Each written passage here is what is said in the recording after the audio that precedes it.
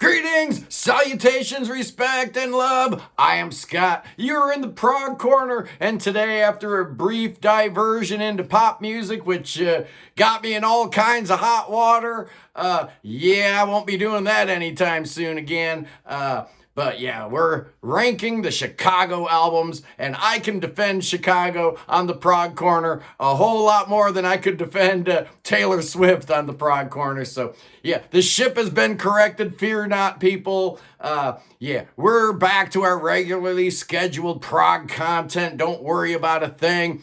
Like I said, I can defend Chicago's prog bona fides. In fact, they were the very first band I fell in love with. They were my first love. I loved other bands, but they were like because other people liked them, like my dad or my uncle, my monkey's uncle, or my older brother. Chicago was mine. They were my band. I found them. I discovered them. I fell in love with them all on my own, bought their records with my own money. They were my band up until about Chicago 8. When I started discovering other things, but who was Chicago? Who is Chicago? Well, yeah, they're still around. They've got 38 albums out. We're going to break down which ones we're going to review here in a minute. But I just want to talk about the lineup, the greatness that was Chicago. You had Robert Lamb on vocals and keyboards, the great Terry Kath on the first 12 albums, on guitar and vocals, Peter Cetera on bass and vocals, Danny Seraphin on drums, and then you had those three horn guys, man. You had Lee Lofnan on trumpet, James Pankow on trombone, Walter Paraziter on sax and on flute. Later on, they'd have other members as people would leave the group. Lauderdale Oliveira, a big one in the middle era. Bill Champlin, Jason Scheff, who replaced Peter Cetera, and Tris Imboden, who ended up replacing Danny Seraphin. Chicago is the second most successful American band of all time after the Beach Boys. They've sold over 100 million copies, which is just insane. They've had 20 singles in the top 10. They were inducted into the Rock and Roll Hall of Fame in 2016, as well they should have. And a little side note, in 1974, if you looked at the Billboard charts, all 7 of their albums were on the Billboard charts, kind of like Taylor Swift has all 10 of her albums on the Billboard charts right now. But hey, we're not going to go there right now, man. You know, when you've got songs like Make Me Smile and 25 or 6 to 4 and Saturday in the Park and Just You and Me and just on and on. Like I said, 20 top 10 hits. Just insane for a band that had progressive proclivities to also be a radio friendly act. Really cool. They have 38 numbered albums. They have more than that. But they have that sequence where they were numbering them all, first with the Roman numerals, then they went away with that, and they went with Arabic numerals, then they went back to the Roman numerals, but there are 38 numbered albums. We're ranking 23 of them, okay, because there were 3 Christmas albums, there were 3 live albums, there were 9 greatest hits albums, so Chicago 4, not going to talk about, that's Carnegie Hall. Chicago 9 was the greatest hits. Chicago 15 was the greatest hits, volume 2. Chicago's 23 and 24 were the Heart of Chicago greatest hits sets.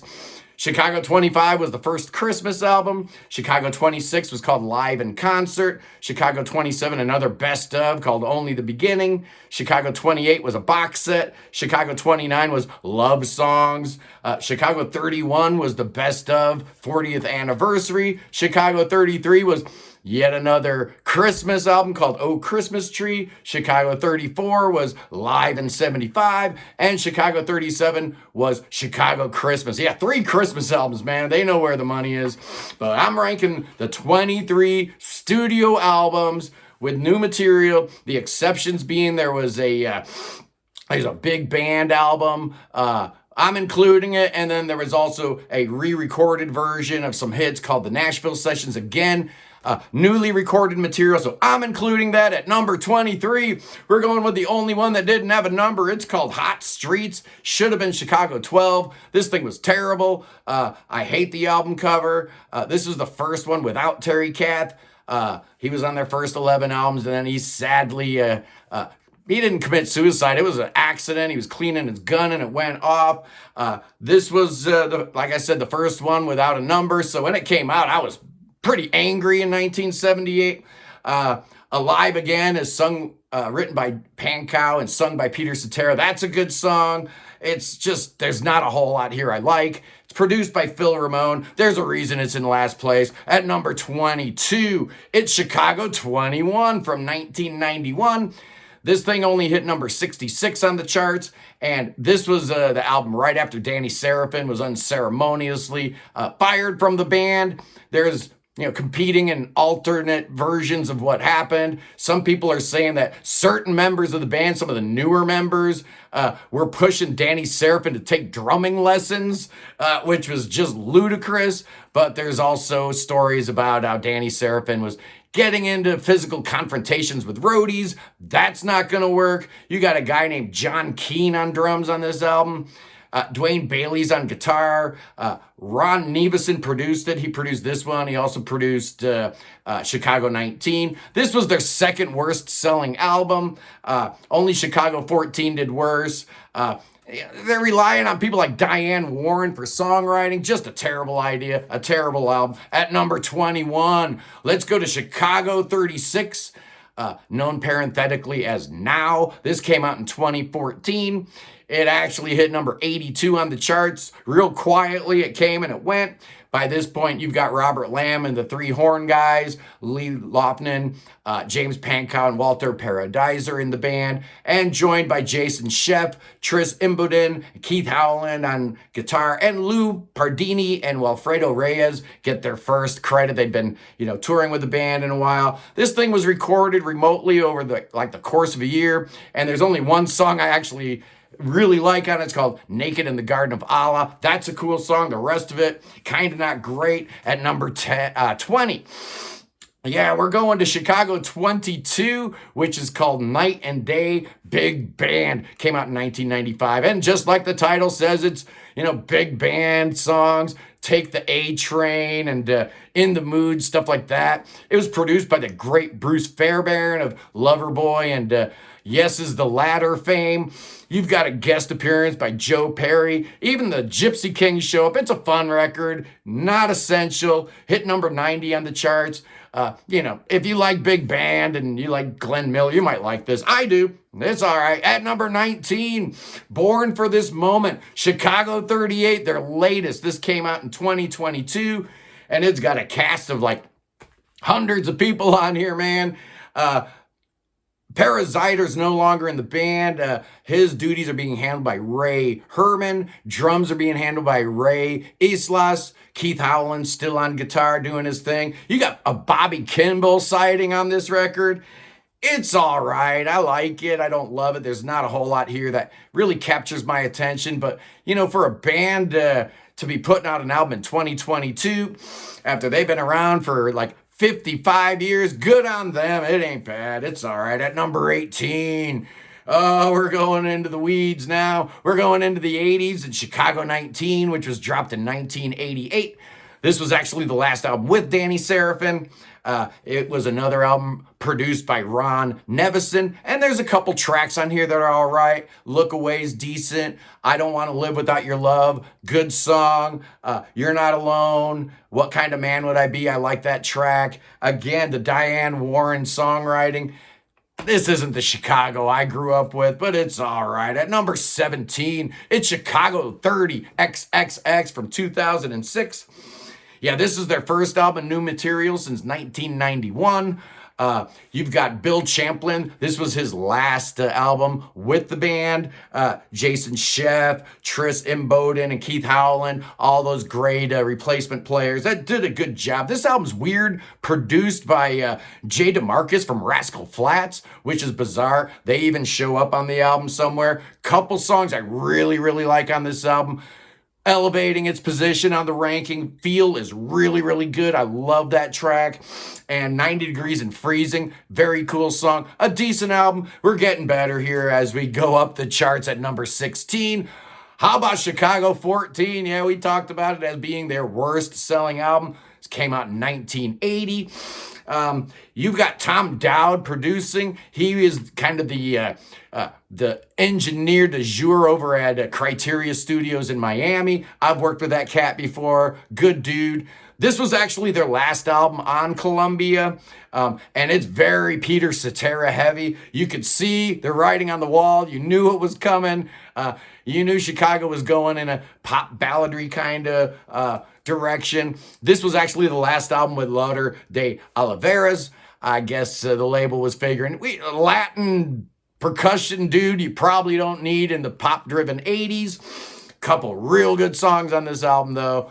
This album's actually better than I remembered. Thunder and Lightning's really good. The American Dream's great. The opening track, Manipulation's cool. And Where Did the Loving Go? Nice song. Not bad, not a bad album. I was kind of wrong about that one. But the album that actually moved up the most as I was going through all these Chicago albums, at number 15, it's Chicago 13 from 1979, their disco album. Why do I have this at number 15? Well, I actually like some of these songs. Yeah, Street Player is straight up disco, but it's kind of cool. You know, there's always horns in disco and dance music. Chicago had a ready-made horn section. Why not? Mama Take, kind of like a country song.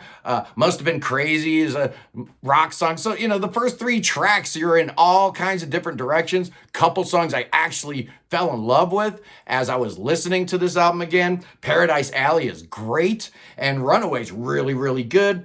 This was the last album with Donnie Dacus on guitar. He played on Hot Streets, and he played on this one. The first replacement guy for Terry Kath. This was produced by Phil Ramone, and it hit number 21 in the U.S. Shockingly enough, I don't hate it. I actually like it. At number 14, it's Chicago 18, the very first album without Peter Cetera that dropped in 1986.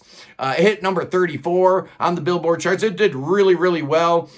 This is Jason Sheff's first go-around with the band, and he proceeds to sing a song that hit number 2 on the Billboard charts on the song, Will You Still Love Me? You know that track. For some reason, they did a new version of 25 or 6-4 on here.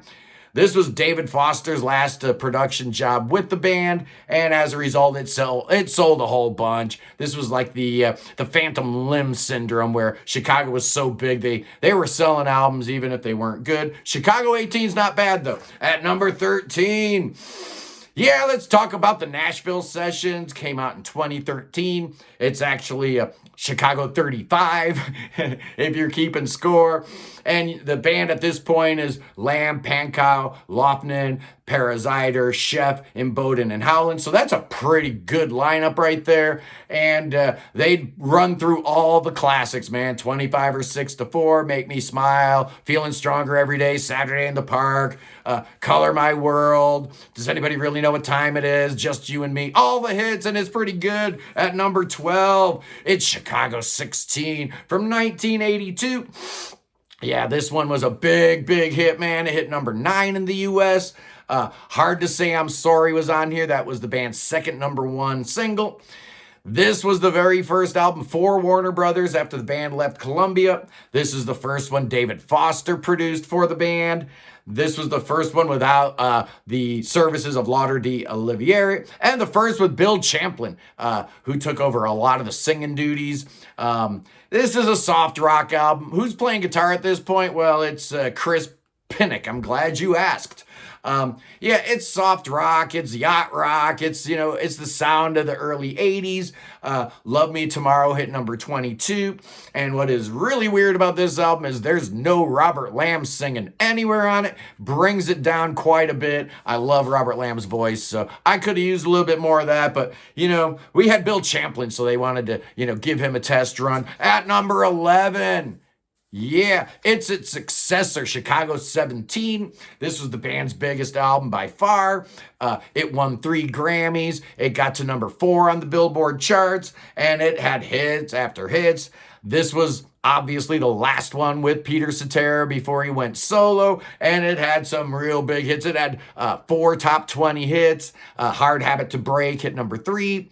Stay the Night, number 16. You're the Inspiration, number 3. And Along Comes a Woman hit number 14. Chris Pinnock on guitar here also. Yeah, if you like that kind of David Foster soft rock, that sound of the 80s, There is nothing wrong with Chicago 17. It's a perfect pop album. It really is. But now we're into the top 10, and I'm getting excited about these, man. At number 10, one of the great mythological albums in the history of rock music. You have the Beach Boys' Smile, right? You've got Guns N' Roses' Chinese Democracy. You've got Blue Oyster Cult's Imaginos. Well, yeah, the Stone of Sisyphus by Chicago's right up there. This thing was recorded in 1993 and 1994, but finally got released in 2008.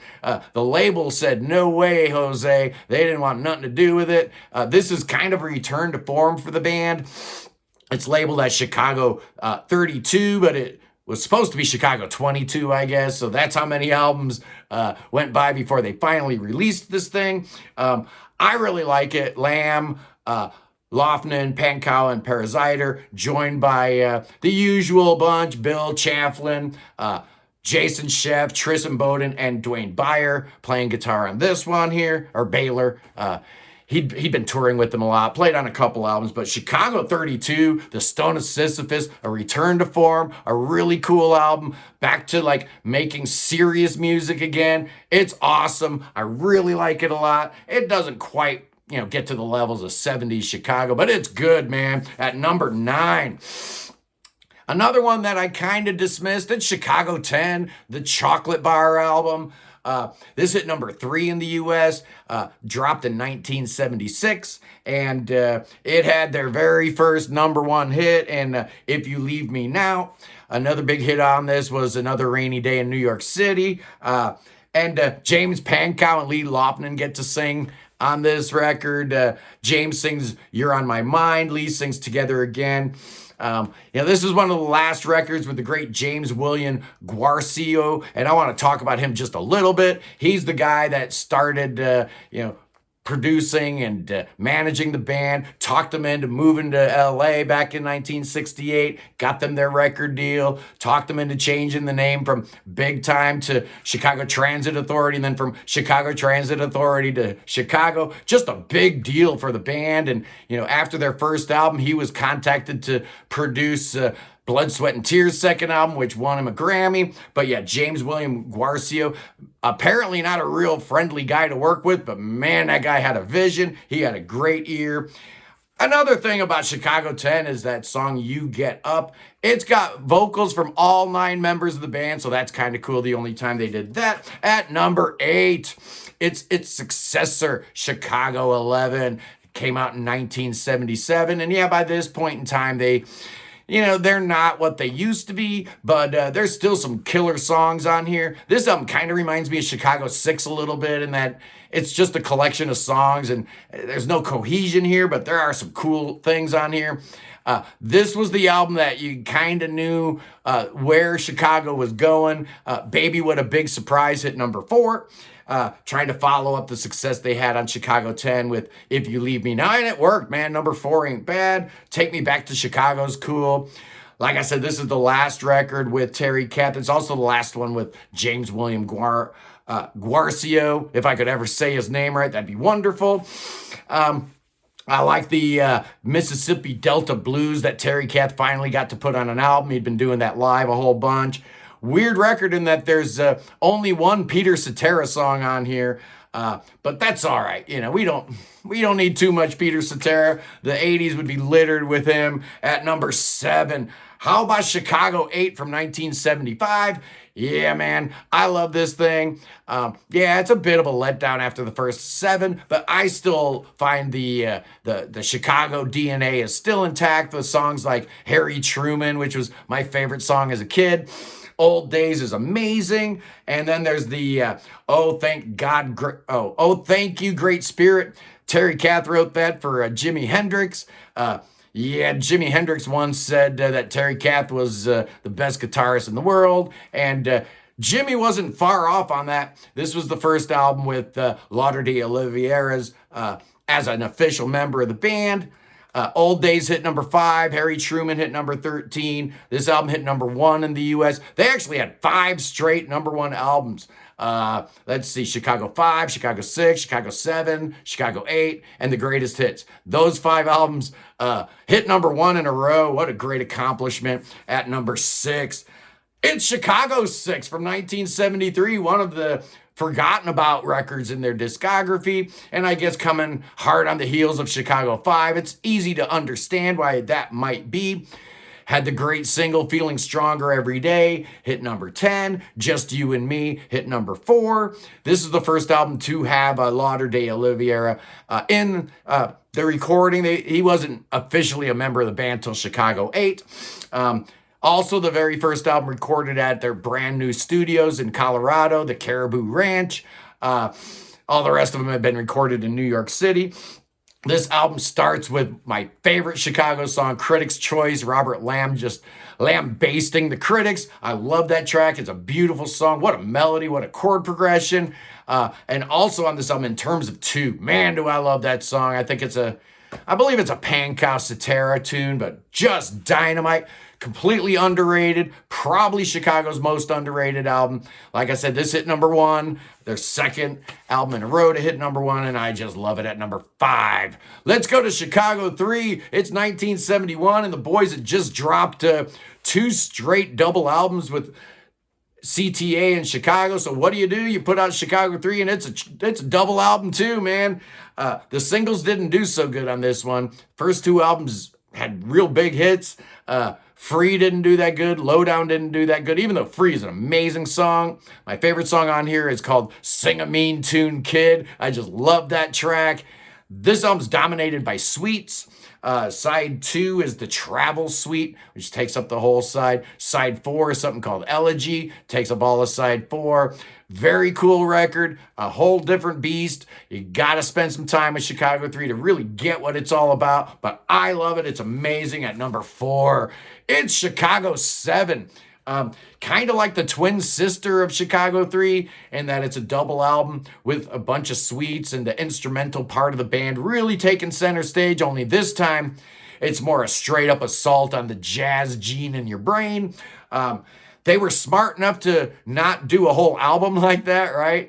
Side 1 is all instrumental, and then you get to side 2, and the first half of that's instrumental. So I know a lot of people must have been scratching their heads because they heard the single Wishing You Were Here, which hit number 9 in the U.S. and employed the vocals of the Beach Boys, singing backing vocals. Call on Me hit number 6. I've Been Searching So Long hit number 8.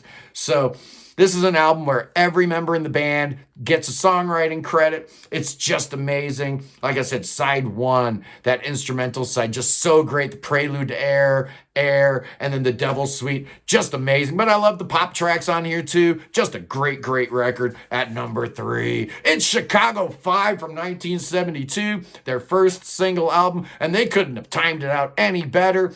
There probably was a little bit of fatigue with all the double and triple albums these guys were putting out. So why not just put a single album out of great, great songs? And they did just that, man. This is clearly the Robert Lamb album. 7 out of the 9 tracks on here written by Robert Lamb, including the great Saturday in the Park, which hit number 3. But man, I love a hit by Varese. I love Dialogues Part 1 and 2. Oh man, Terry Kath and Peter Cetera just trading lines, just so beautiful. State of the Nation is great. And then Terry Kath ends the album with Alma Mater, a fantastic album. If I were to suggest anybody have a starting point in Chicago's discography, it's Chicago 5 because it's a little shorter and it's concise and it's still just fantastic. But now the top 2, you know what they are, man. At number 2, it's Chicago Transit Authority from 1969. This thing was a double album. Who puts out a double album as your debut? Well, James William Guarcio talked Columbia into doing it, and they were not disappointed. The thing was a surprise hit for them, hit number 17, and it got nominated for a Grammy for Best Album. This thing is a protest album, man. Chicago was a protest band. I mean, songs like Does Anybody Really Know What Time It Is? Beginnings, Question 67, 68, Listen, that great Spencer Davis version, their version of that Spencer Davis group band song, I'm the Man, Someday, and the album closes with a song called Liberation. This is a protest album. The Vietnam War was raging, and these guys had a lot to say. So funny to think about where the band ended up in the 80s, looking at where they started, but CTA is just amazing. And the only reason it's not number 1, boys and girls, is because the follow-up was even better, man. Chicago from 1970. I think this thing dropped in January of 1970, and it blew my little kid brain all apart, man. I had CTA. I loved it. I listened to it nonstop. But when Chicago 2 came out, oh, yeah, I knew that they were my band. Yeah, side one is great. And then you get to side two, and you've got that amazing James Pankow suite. What is it? Ballad for a Girl from Buchanan. Just amazing. You had 3 top 10 hits on this album. Make Me Smile hit number 7. Color My World hit number 9. And 25 or 6 to 4 hit number 4. Just an incredible thing. And there's a reason why Steven Wilson decided to remaster this. He had needed a little bit of help on the production side, but the reason he did it was because it's amazing. I just love this album. It Better End Soon is really, really great. You've got the very first Peter Cetera songwriting credit on this album with the Where Do We Go From Here? Great song. Just a great album from start to finish. It's about as perfect as Chicago ever got, and that's why it's number 1. Anyway, again, I apologize for my detour yesterday. Don't hate me too much, man. I did have like 3 or 4 people unsubscribe. Very unhappy that we were talking about Taylor Swift on the Prog Corner, but that's all right, you know. I do what I want to do. Anyway, tomorrow, if I got time, I'm going to do the best of 2009. I don't know if I will or not. If not, I'll do that next week. We'll see. It's going to be good. Sunday Prog stream, going to plug that a little bit. We've got the great Brian Coombs from the Rocking Horse Music Club going to be on. And then next Sunday, the 26th, Wayne and I will be doing a Pink Floyd tier ranking. So that's going to be a lot of fun. And then the week after that, we're going to have Dean Wolf, the Prog Dog, talking Rush. So yeah, we got a full slate. It's going to be great. Anyway, I'll see you punks soon. Peace in the Middle East. Free Tibet. And God save the king. Save that king. Save King Chucky. He needs your saving, boys and girls. Yes, he does. That son of a gun could use it right now. I'll see you punks maybe tomorrow, maybe not. Whatever. Bye.